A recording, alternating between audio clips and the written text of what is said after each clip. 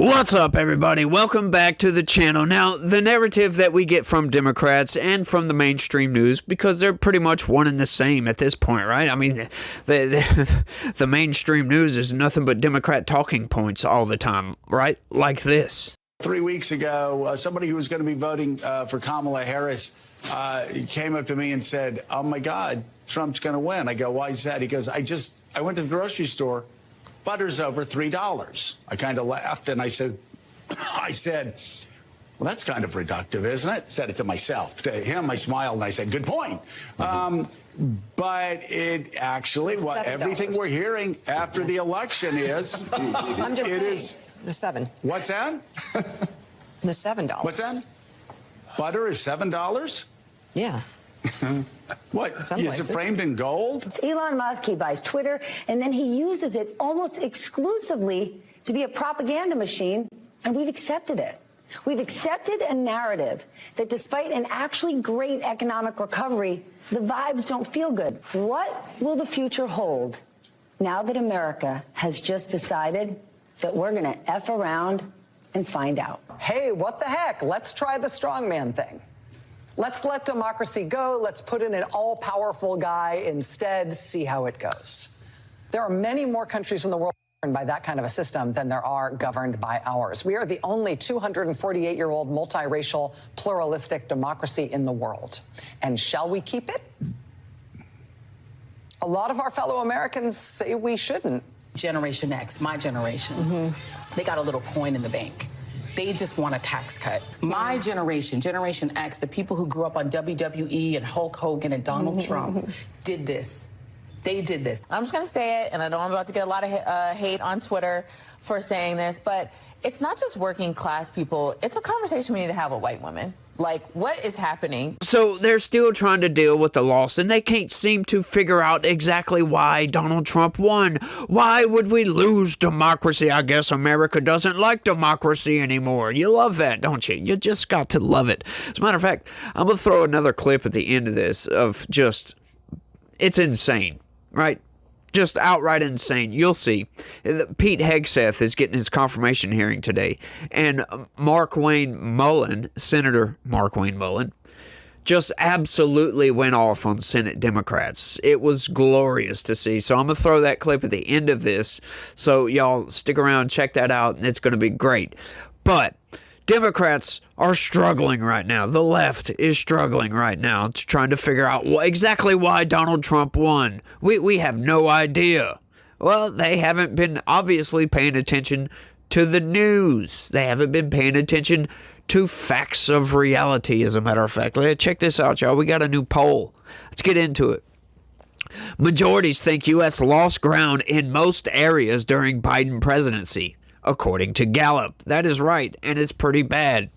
A majority of Americans say the U.S. lost ground under President Biden on immigration, the economy, and federal debt, and a host of other issues, according to a new poll released Tuesday, less than a week before the president is set to depart the White House. Respondents in the new Gallup poll said the country had fallen behind on handling the federal deficit, 67%, immigration, 64%, closing the gap between the wealthy and those less well off. You mean the poor people like me?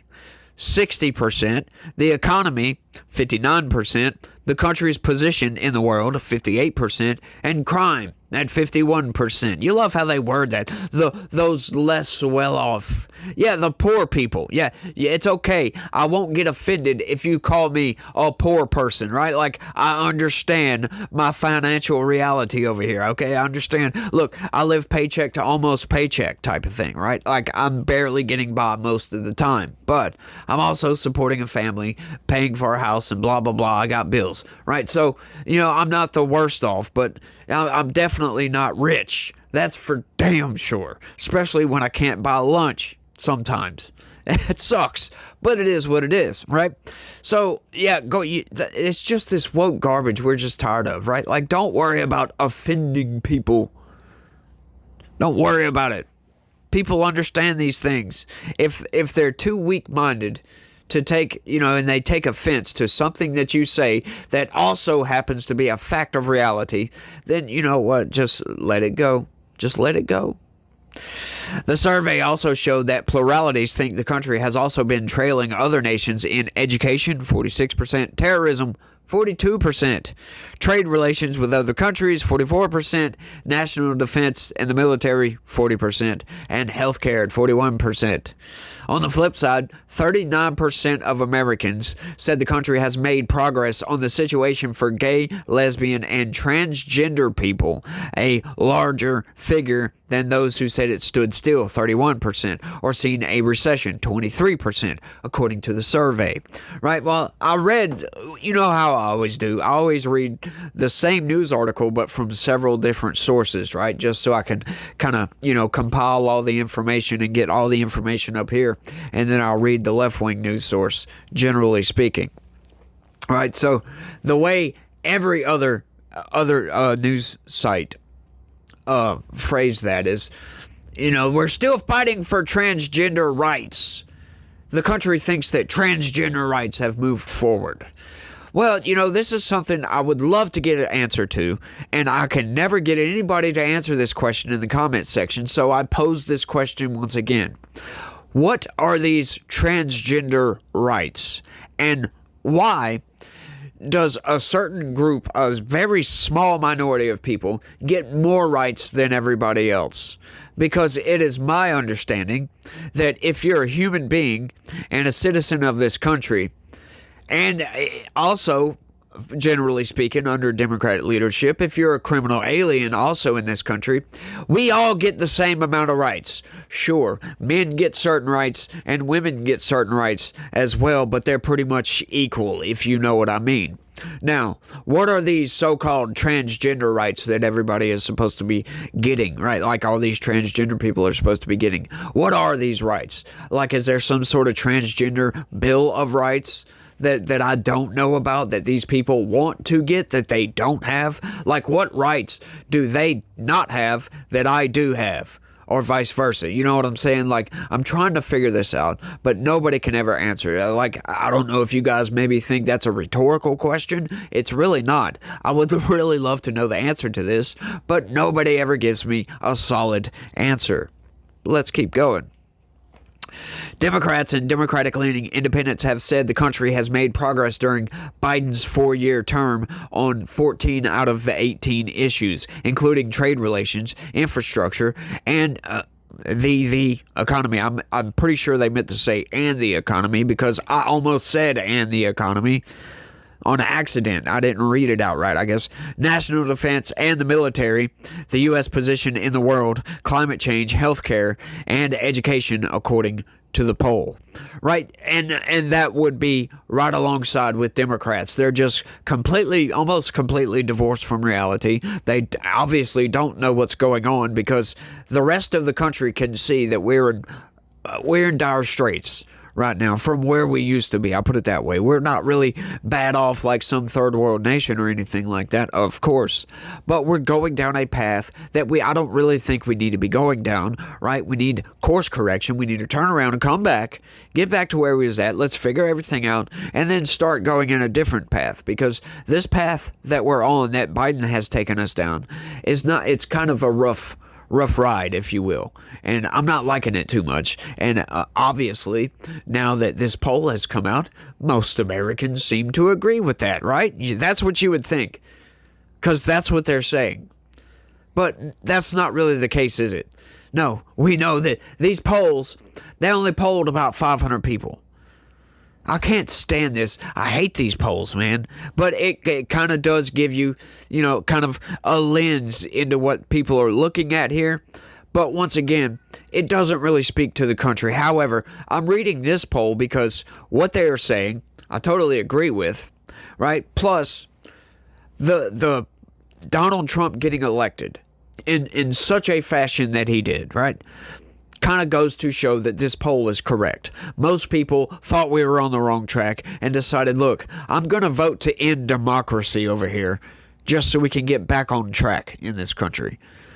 Right? Like, that's what the mainstream news wants you to believe.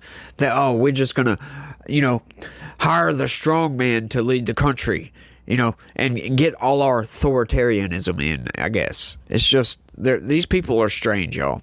They just are.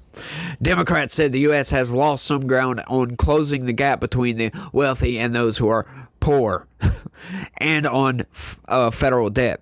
The majority of Democrats, 63%, think the nation has stood still on taxes. Yeah, we haven't really done much.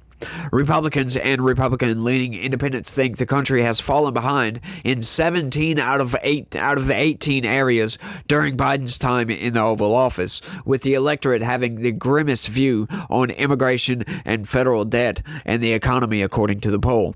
A Gallup survey from a week ago found that most Americans think that Biden's tenure in the White House will be viewed more negatively than positively. And you guys know my view upon this, right?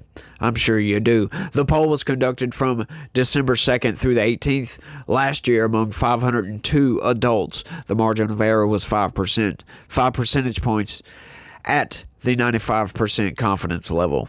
Blah, blah, blah, blah, blah. You love it. You get it. You like it, right?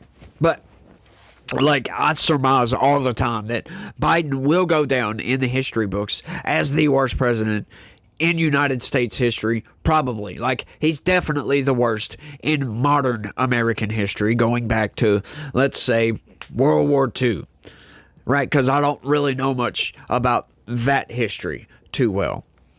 All right, so Biden has just done a really, really bad job. You know, I mean, everybody can see this.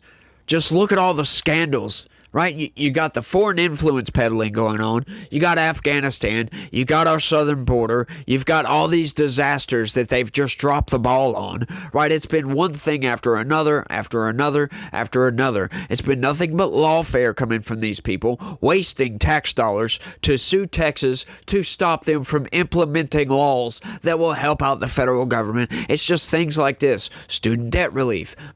It's just insane what the Biden administration has been doing, right? And that's just a small portion, right? You can go back to my video archive and go and scroll through, and you will definitely come across probably a couple of dozen videos about stuff that Joe Biden has done that I take offense to, right? Like, just Joe Biden has just been so bad, right? And it's not even necessarily Joe Biden, because that's another problem with Joe Biden, is that he's not all there mentally, right? We could bring up clip after clip after clip after clip of Joe Biden stumbling words, not being able to speak, you know, walking off stage and not knowing where he's going, trying to shake hands with ghosts, just fumbling and bumbling about like a toddler all over the place. It's just it's been a circus this last 4 years. And you know what I find the most funny,